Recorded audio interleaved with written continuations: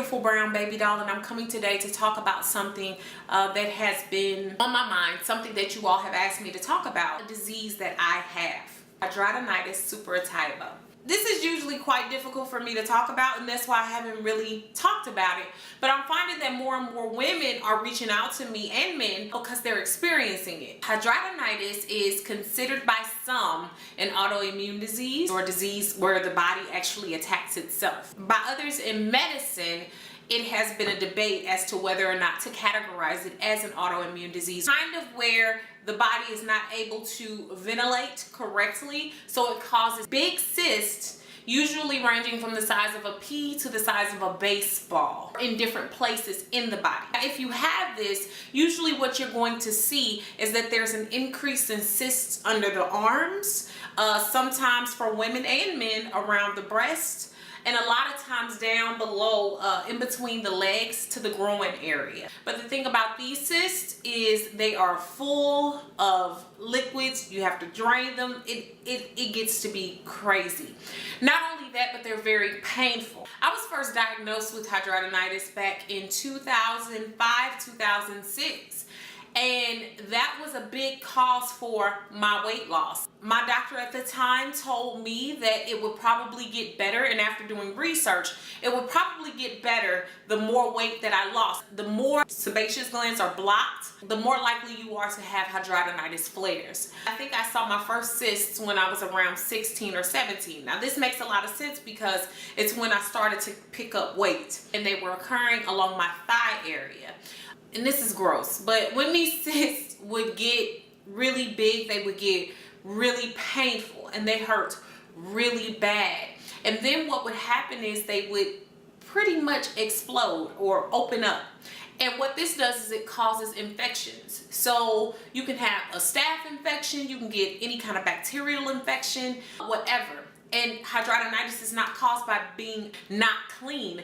And let me get something straight. Hidradenitis is not caused by being overweight, but it can be exacerbated or it can be prolonged due to weight, and it can cause more flares. It is also caused by genetics, and it can also be caused by different items that you might use all over the body. So for instance, some people get a lot of cysts under their arms.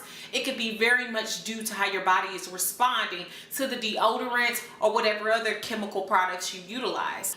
Also, what happens with this disorder is the pus and everything that drains from those cysts can often carry an odor.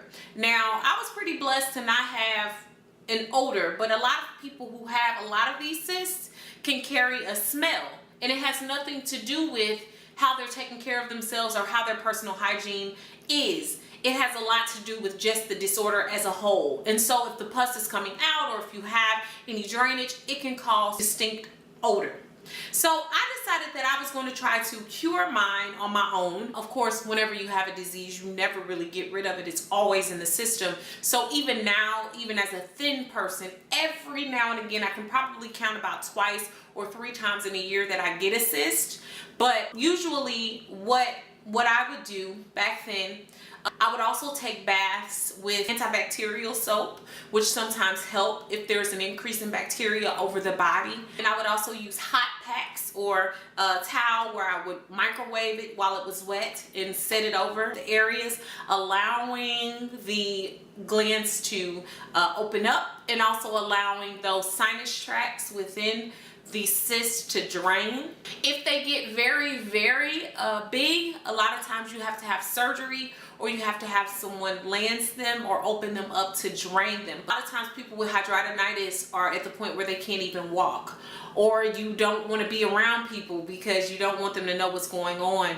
I can also remember a time where, you know, with jeans, and like I said, when I was gaining that weight, I couldn't even really wear my clothes. I had to wear skirts because a lot of times my jeans were tight and they were causing the cysts to flare. Sometimes those cysts would erupt while I had on my clothes. And of course, where does it go? It goes through your clothing. So that was like really embarrassing for me. Welcome to Beautiful Brown Baby Doll News. Today's news won't be so long. However, I've been asked several times what type of scarring I've endured since having this disease. Well, since I don't get a lot of new cysts, I'm not getting new scars, but I had a lot of old scars, and those were under my arms and also along my legs and thighs. And I really thought even if I lost the weight, I still wouldn't have the ability to wear a swimming suit.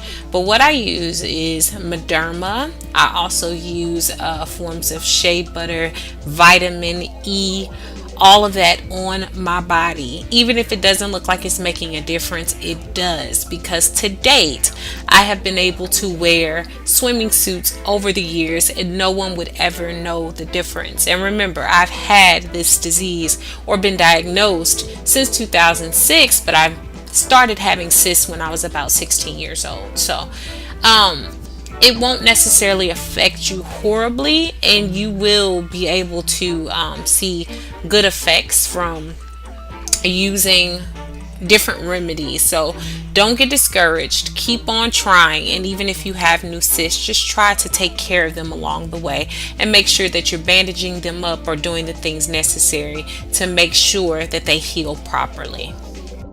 And now back to your regular scheduled programming. Since I lost weight, like I said, I never really see cysts at all, and they're not nearly as horrible as they once were when I was heavier. Treatments for the disorder, there's really not much treatment. I mean, because a lot of times people will pay a lot of money to get surgery on these things, and the surgery doesn't work, and the surgery is quite expensive. But I tend to try to stay away from antibiotics because, especially in women, they cause other problems. You know what I'm talking about? They can also cause you to become immune to the antibiotics, and I don't want that to happen either. There are a lot of support groups out there. In fact, I used to belong to a Yahoo support group for hidradenitis, where people would send out different things that were working for them. And it was really the weight loss for me that I saw a difference in the cyst and the difference in flares. This disease is debilitating. Like, sometimes I couldn't go to school. Sometimes I didn't want to go to work. Sometimes I didn't want to do what I knew was necessary because I was in pain. Honestly, the only thing that could help was either opening up the cyst or, you know, sitting in a hot bath of water. You really didn't want to be walking where you were chafing, things like that. I'm hoping that there are some other things out there that come out that help people with this. A lot of times young women and young men, they just don't know. Like, you don't have to be ashamed. You don't have to be embarrassed. It's a part of life. And no matter what size you are, you can have hidradenitis, and it does not feel good. It does not look good, and it altogether it sucks. It is something that I can say that I've been able to live with, and you all see how active I am now. So, you know, if you can do little things that'll help you, chafing cream, washes in the tub, hot packs, losing weight, those are the things that really helped me with this disorder. Watch the clothing that you choose to wear. You can't wear a lot of tight clothing because it might activate it. I love skirts and dresses because even though now I don't get them, I don't want the flares to come back. So I try to watch what I wear. I wear pants, but I try to make sure that they're, you know, adequately fitted. I hope that this has been helpful. I hope that you all can find it in your hearts to share your experiences with others, because I noticed when I started to open up about this, I didn't know how many people out there really had this problem and this disease. And people need support. People need support. And this is a big part of everything. So from hair to weight loss, because this involves the hair follicles. It involves the sebaceous glands. It involves sweating, which are things that we as human beings do. So I hope that this has been helpful. If you have any stories, tell them below. Thanks for listening, guys. Beautiful brown baby doll. Peace.